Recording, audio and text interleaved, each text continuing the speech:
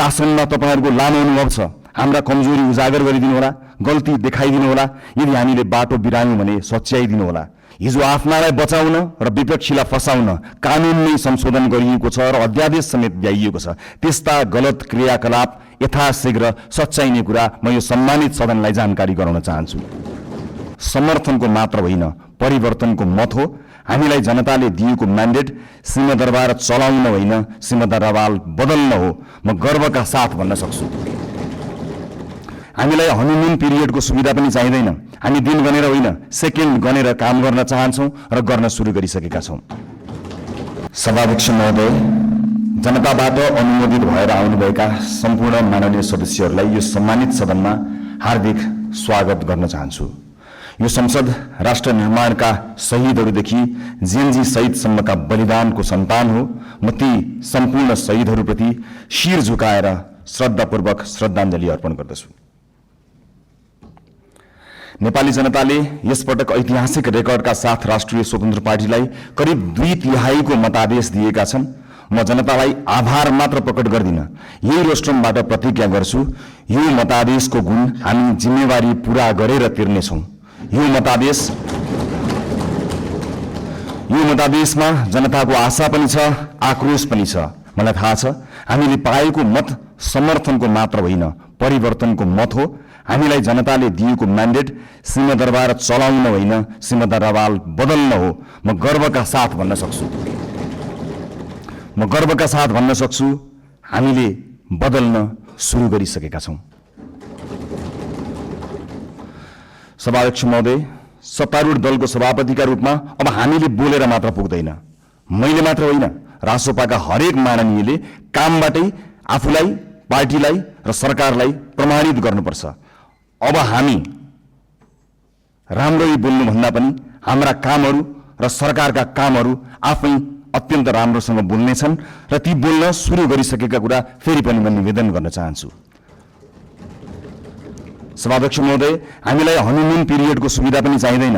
हामी दिन गनेर होइन, सेकेन्ड गनेर काम गर्न चाहन्छौं र गर्न सुरु गरिसकेका छौं। तपाईहरुले सरकारको रफ्तार देखिरहनु भएको छ। अब कर्मचारी तन्त्र सहित सिंगो देशले यो रफ्तारसँग गति मिलाउनुको विकल्प छैन। हामी आफ्ना मात्र होइन, जायज छन् भने विपक्षी दलका चुनावी प्रतिबद्धताको पनि स्वामित्व लिन तयार भएर आएका छौं र यसको सार्वजनिक घोषणा हामीले गरिसकेका छौं।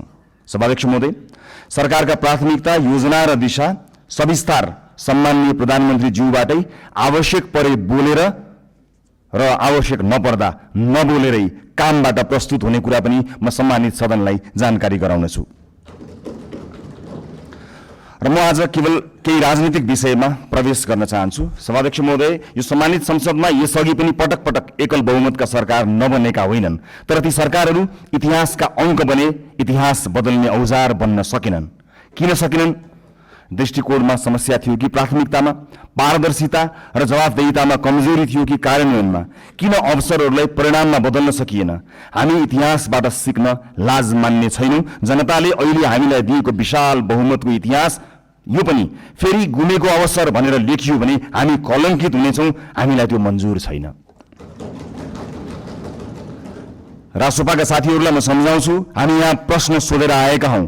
अहिले बस्ने ठाउँ फेरि होला, तर आज पनि ती प्रश्नहरूप्रति हाम्रो नैतिक जिम्मेवारी उस्तै छ। अब साबित गर्नु छ कि हामीलाई केवल प्रश्न सोध्न मात्र आउँदैन, उत्तर दिन पनि आउँछ। समस्या देखाउन मात्र होइन, समाधान खोज्न पनि आउँछ। प्रतिपक्ष दलहरूलाई मेरो विनम्र आग्रह छ, हामीमाथि 24 घण्टा निगरानी गरिदिनु होला। शासनमा तपाईहरुको लामो अनुभव छ। हाम्रा कमजोरी उजागर गरिदिनु होला, गल्ती देखाइदिनु होला। यदि हामीले बाटो बिरायौं भने सच्याइदिनु होला। यदि हामी जनताबाट टाढा हुन खोज्यौं भने हामीलाई जनताको आवाज सम्झाइदिनु होला। हामीबाट अहंकार नबढोस्, हामीमा कुनै अहंकार नछाओस्, हाम्रा निर्णयहरू एकतर्फ नहुन्। लोकतन्त्रमा सत्ता पक्ष र प्रतिपक्ष प्रतिस्पर्धी मात्र होइनन्, एकअर्काका पूरक पनि हुन्। एकले काम गर्छ, अर्कोले निगरानी गर्छ। एकले योजना बनाउँछ, अर्कोले परख गर्छ।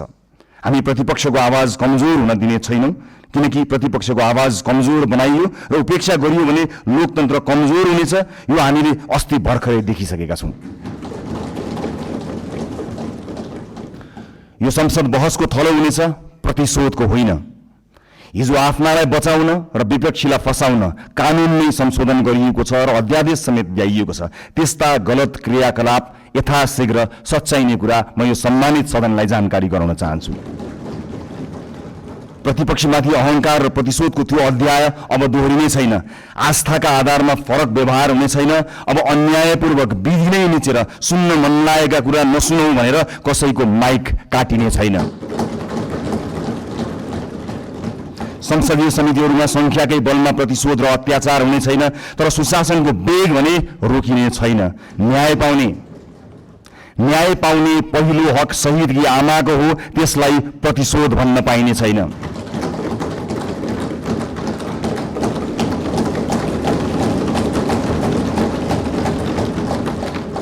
यो सरकार जेनजी विद्रोहको पनि सन्तान हो। हिजो संविधान र कानुनको आवरणमा नेता र पार्टीका सिफारिसबाट नियुक्ति लिएकाहरूले स्वैच्छिक रूपमा राजीनामा दिँदै विधिको पालना गर्नमा सहयोग गरिदिनु हुन म अपिल गर्न चाहन्छु। सरकार नयाँ नीति, कानुन, मापदण्ड र मान्यताका आधारमा स्वच्छ र प्रतिस्पर्धात्मक नियुक्ति प्रक्रिया लागू गर्न चाहन्छ। हिजो नियुक्ति लिएका सार्वजनिक सेवा र निकायका पदाधिकारीहरूले स्वेच्छाले मार्ग प्रशस्त गरिदिनुहुनेछ भन्ने अपेक्षा पनि गर्दछु। सभाध्यक्ष महोदय, छिमेकी राष्ट्र र मित्र राष्ट्रसँगका सम्बन्धलाई सडकमा लैजाने र सत्ता छाड्न परेपछि विदेशी चलखेल भन्ने गैर जिम्मेवार र सस्तो खेल अब हुने छैन। प्रतिपक्षलाई समेत साथमा लिएर हामी मित्रवत, सहकार्यपूर्ण र पारदर्शी परराष्ट्र नीति तय गर्नेछौँ। त्यो रणनीतिक र दीर्घकालीन सोचमा आधारित हुनेछ। व्यापार, लगानी, शिक्षा, पर्यटन र प्रविधि मैत्री हुनेछ। त्यसले पहिला राष्ट्रहित र त्योसँगै अन्तर्राष्ट्रिय सम्बन्धमा विश्वास र स्थायित्व सुनिश्चित गर्नेछ। स्वदेशी र विदेशी लगानीकर्तालाई यही रोस्ट्रमबाट मेरो अपिल छ। अब नेपाल लगानीका लागि पूर्ण सुरक्षित छ, किनकि राजनीतिक स्थिरता, कानुनी सुरक्षा र पारदर्शी प्रशासनको हामी ग्यारेन्टी गर्छौं। प्राकृतिक स्रोत र युवा जनशक्तिको यो देशमा अभाव छैन। म गैर आवासीय नेपाली दाजुभाइ दिदीबहिनीहरूलाई अपिल गर्छु, नेपालमा केही गरौँ। तपाईँ नेपालको आर्थिक विकासमा जोडिनुहोस्। हामी एक पटकको नेपाली, सधैँको नेपालीको बाचा पूरा गरेरै छाड्छौँ। नेपालको विकाससँग तपाईँको पुँजी, सिप, अनुशासन र आत्मविश्वासलाई जोड्न जे गर्नुपर्छ हामी त्यही गर्छौँ, जसरी पनि गर्छौँ। तपाईँहरूको लगानी सुनिश्चित बनाउनेछौँ, तपाईँहरूको सम्मान सुनिश्चित गर्नेछौँ।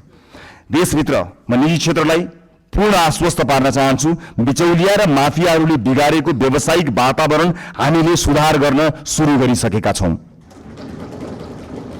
नीतिहरू अब बजारमा बेचिने छैनन्, निर्णयहरू कसैको दबावमा बन्ने छैनन्। व्यावसायिक क्षेत्रमा तपाईँहरूले अनुभव गरेको असुरक्षा, अनिश्चितता र दबाव सधैँका लागि समाप्त हुनेछ। बिचौलिया र माफियागिरी अब रहने छैनन्। समान अवसर, पारदर्शिता, निष्पक्षता र व्यावसायिक स्वतन्त्रताको जिम्मा हामी लिन्छौँ, सरकारले लिन्छ। म एउटा प्रसङ्ग यहाँ प्रस्तुत गर्न चाहन्छु। सभामुख महोदय, मेरा मित्र माननीय खगेन्द्र सुनवार निर्वाचित भएर यहाँ आउनुभएको छ। चुनावी दौडका सिलसिलामा उहाँका विषयमा विवाद आउँदा थाहा छैन उहाँले गल्ती गर्नुभयो गर्नु भएन, तर उहाँले माफी माग्नुभयो। यति छिटै माफी माग्नुभयो। भन्नुभयो मबाट त्यस्तो गल्ती भयो जस्तो मलाई लाग्दैन, तर गल्ती भएको रहेछ भनेर माफी माग्नुभयो। म आज यो सिङ्गो सदनबाट सिङ्गो देशलाई भन्न चाहन्छु, गल्ती गरेको हो कि होइन भन्दा अन्यल हुँदा खगेन्द्र सुनारले माफी मागे। खगेन्द्र सुनारहरूमाथि युगौं युगसम्म गरिएको अन्यायको लागि हामीले माफी माग्यौं।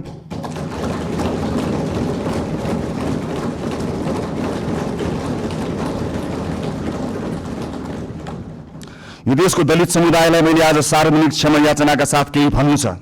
यो सरकार शताब्दीदेखिको विभेदको, अन्यायको, अत्याचारको इतिहाससँग पहिलो पटक सामूहिक र सार्वजनिक माफी माग्दैछ, त्यो पनि यो सदनबाट।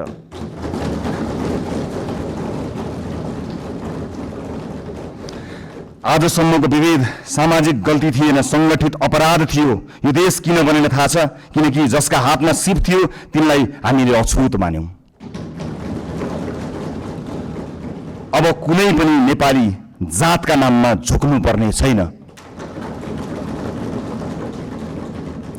म सिङ्गो पार्टी, सम्माननीय प्रधानमन्त्रीज्यू, सरकारको तर्फबाट पनि माफी माग्छौं र यो माफीको मूल्य अब न्यायले गर्नेछ भन्ने कुरा पनि सुनिश्चित गर्न चाहन्छु।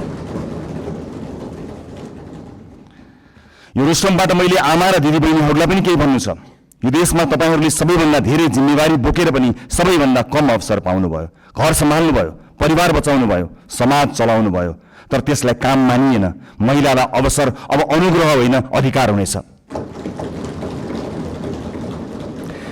हामी सुनिश्चित गर्नेछौँ शिक्षा र रोजगारीमा बराबर पहुँच, राज्यका हरेक तहमा अर्थपूर्ण प्रतिनिधित्व, कर्मस्थल र समाजमा सुरक्षा र सम्मान, अनि महिला विरुद्धका हिंसामा शून्य सहनशीलता।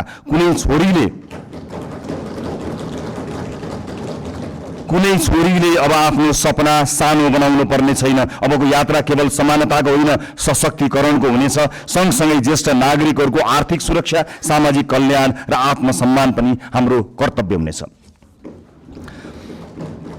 आजको संसदको जनादेशका वास्तविक रचयिता हुनुहुन्छ वैदेशिक रोजगारमा रहेका नेपाली दाजुभाइ दिदीबहिनीहरू। यो देशमा आजसम्म सधैँ तपाईहरूले पठाएको रेमिटेन्सको कुरा भयो, तर आज म पैसाको होइन, तपाईहरूले तिर्नुभएको व्यक्तिगत मूल्यको कुरा गर्छु। परिवारबाट अलगिनुभयो, आमा बुवाको साथ गुमाउनु भयो, कलिला छोराछोरीको बाल्यकाल गुमाउनु भयो, चाडपर्वको रमाइलो, परिवारको माया, आफ्नो गाउँघरको न्यानोपन गुमाउनु भयो। कतिले आमा बाबुको मृत्युमा काँध थाप्न पाउनु भएन, कतिले सन्तानको पहिलो पाइला देख्न पाउनु भएन। आज म यहीँबाट क्षमा याचनाका साथ स्वीकार गर्छु, यो देशले तपाईहरूको त्यागको उचित सम्मान गरेन। अब तपाईहरूको पीडा केवल कथा बन्ने छैन, नीति बन्ने छ, राज्यको प्राथमिकता बन्ने छ।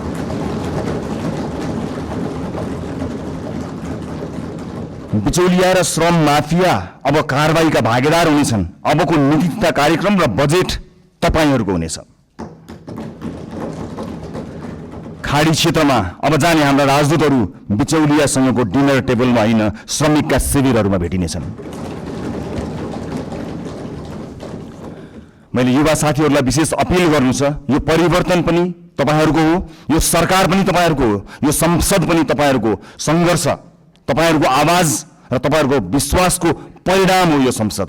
तपाईहरूलाई दक्ष र आत्मनिर्भर बनाउन, रोजगारी र उद्यमशीलतासँग जोड्न, नवप्रवर्तन र नेतृत्वका अवसरहरू पैदा गर्न सरकार प्रतिबद्ध छ। माननीय सांसदज्यूहरू, जुनसुकै पार्टीबाट चुनिएर आए पनि हामी जनतालाई प्रतिनिधित्व गर्दछौँ। त्यसैले अब हाम्रो लक्ष्य एउटै हुनुपर्छ, देशको समृद्धि, जनताको जीवनमा सुधार र न्यायपूर्ण समाजको निर्माण। मलाई विश्वास छ यो सहकार्य, उत्तरदायित्व र परिवर्तनको प्रतीक हुनेछ। धन्यवाद।